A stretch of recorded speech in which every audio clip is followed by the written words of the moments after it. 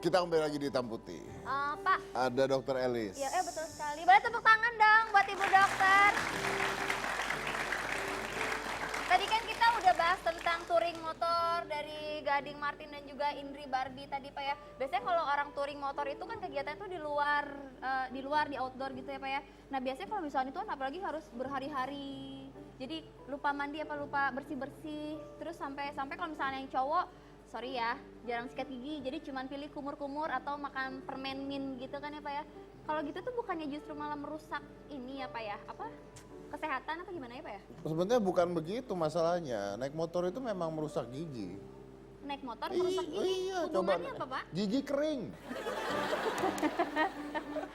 Coba naik motor, kering gigi. Mingkem Pak. Oh mingkem ya? Saya sama ini nggak mingkem naik motor. Jadi kayak Gading Martin tadi. Tapi masuk akal, memang benar. Jadi ini buat pengetahuan kita. Jadi penyakit gigi ya itu adalah penyakit nomor 2 ya.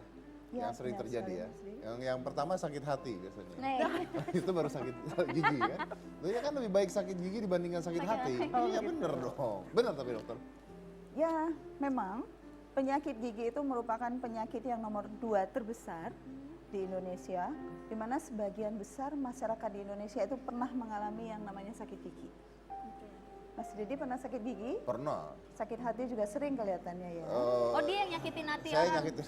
Salah lagi. Mbak Cika pernah sakit gigi? Pernah Bu. Pernah ya. Dan sebagian besar orang itu berpendapat bahwa seandainya sudah tua, giginya itu tidak lengkap lagi di dalam rongga mulutnya, itu adalah hal yang lumrah. Sering kan dengar ya Mas Dedi, Mbak Cika, oh giginya kok ompong ya, ya kan sudah tua, seperti itu. Pernah ya dengar ya Mas Dedi ya. Nah padahal sebenarnya gigi itu bisa bertahan di dalam rongga mulut kita sampai kita meninggal dunia. Bisa bertahan sampai? Sampai kita meninggal dunia. Sampai kita meninggal dunia, gigi itu harusnya ada di dalam rongga mulut kita. Maksudnya harusnya masih nempel gitu ya? Iya. Oke. Nah, kita melihat fosil manusia purba, kerangka manusia purba itu di rahangnya ternyata itu giginya utuh, tidak ada yang bolong dan tidak ada yang dicabut. Padahal kita tahu manusia purba itu kan tidak pernah Nah kan menyikat nggak bisa gigi. sikat gigi kan? Ya, Pasta itu. gigi belum ada, Tidak ada sikat sikat gigi belum ada. tidak ada pasta gigi, Nah. apalagi dokter gigi. Tapi justru manusia purba itu giginya tidak Betul. pernah sikat. Artinya orang-orang giginya bagus tuh manusia purba sekarang. Nggak seperti itu juga. Faktanya begitu. Oh iya benar. Oh iya kan? Oh iya benar. Salah saya. Enggak sih. Benar ya. Iya begitu. Oke, Dokter Alis. Ya. Oke, kalau gitu harus ada penyebab dan penjelasan ya kenapa manusia-manusia zaman dahulu itu giginya bisa tidak rusak dibandingkan oleh orang-orang di zaman sekarang. Apakah Betul. makanan atau apa? Ya, jadi manusia purba itu giginya sehat walaupun tidak menyikat gigi karena mereka mempunyai kualitas air ludah yang baik. Nah, air ludah itu mempunyai peranan yang penting untuk menjaga keseimbangan bakteri di dalam rongga mulut. Nah, kalau seandainya manusia purba kualitas air ludahnya baik, maka bakteri itu terkendali. Sedangkan penyakit gigi dan mulut itu sebenarnya terjadi karena perkembangbiakan bakteri. Intinya, seandainya perkembangbiakan bakteri itu bisa kita kendalikan, tentunya penyakit gigi dan mulut bisa kita hindari, Mas. Oke, nah tapi kan dari manusia purba sampai zaman sekarang semuanya punya air ludah. Ya. Nah terus bedanya apa kok tetap sakit? Nah, berbeda antara air ludah manusia purba dengan air ludah Mas Dedi, Mbak Cika, saya, ataupun manusia modern yang sekarang. Berbeda dari segi kualitasnya. Kualitasnya? Iya, atau mutunya. Karena apa? Manusia purba itu kan mereka mengkonsumsi makanan yang alamiah. Sehingga air ludahnya tidak terkontaminasi. Tetapi kalau manusia modern seperti kita sekarang ini, kita sudah mencemari air ludah kita dengan mengkonsumsi bahan-bahan makanan yang mengandung zat-zat kimia seperti zat pewarna, zat penambah rasa, zat pengawet, zat pembunuh hama.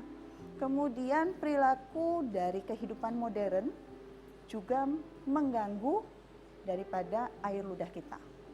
Dengan apa? Kita menggunakan bahan-bahan untuk membersihkan gigi itu yang mengandung deterjen dan antiseptik.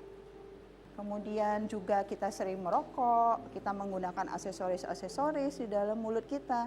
Tentunya itu juga mengganggu dari kesehatan di dalam rongga mulut kita. Gitu, Mas Dedi. Jadi beda air Jadi ludah beda. manusia purba dengan air ludah kita yang sekarang dari sisi kualitas. Oke, baik.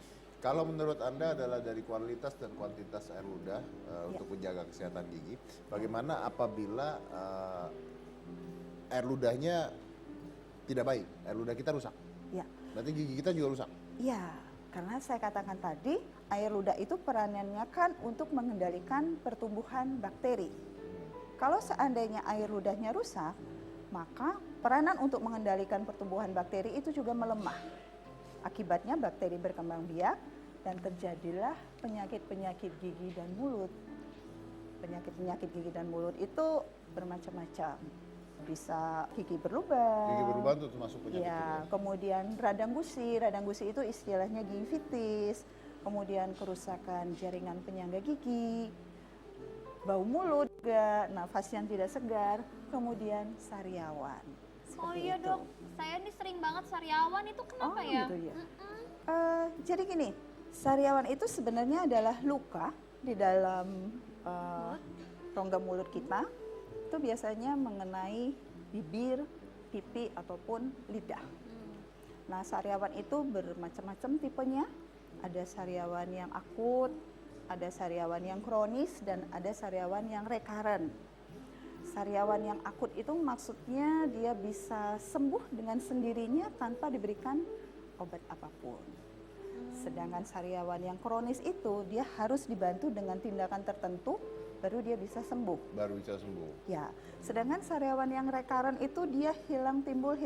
Jadi sebentar dia sembuh, kemudian muncul lagi sariawannya. Dan itu berbeda-beda tergantung dari masing-masing orang. Mungkin ada yang seminggu sekali, 2 minggu sekali, atau mungkin sebulan sekali baru timbul sariawan yang recurrent ini. Nah, kalau misalnya begitu artinya penyembuhannya juga beda-beda. Ya, benar.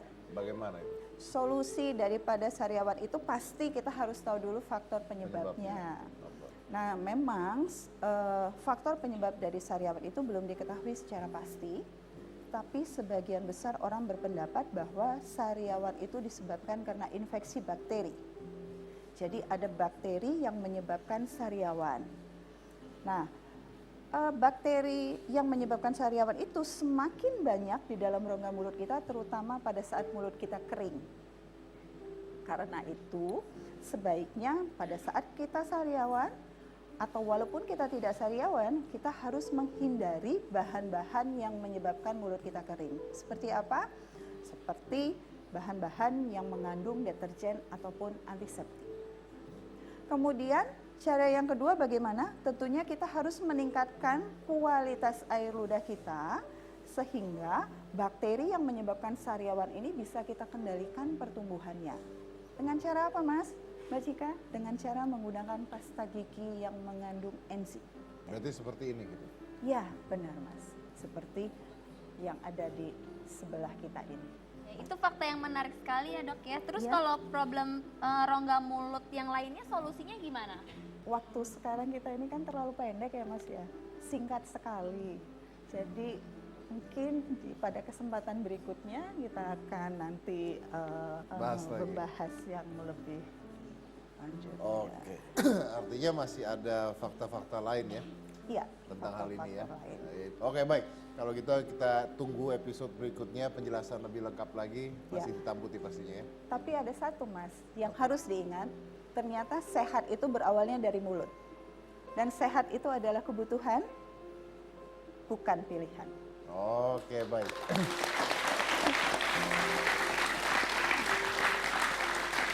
Baik, terima kasih dokter buat infonya. Mudah-mudahan ini juga berguna buat masyarakat yang menonton. Saya tutup acaranya. Tadi kita sudah kedatangan banyak bintang tamu juga dokter. Tadi biker-biker ya. Dan setelah melihat mereka semua, saya punya pendapat satu. Kadang-kadang kita harus berpikir bukan tentang motornya juga, bukan tentang hobi kita, tapi tentang pribadi kita yang naik ke atas motor itu. Maybe we need to see that, maybe we have to say that it's save the biker, not the bike. Save the biker, but not the bike. Saya dari Komisi Cika Jessica, inilah Hitam Putih.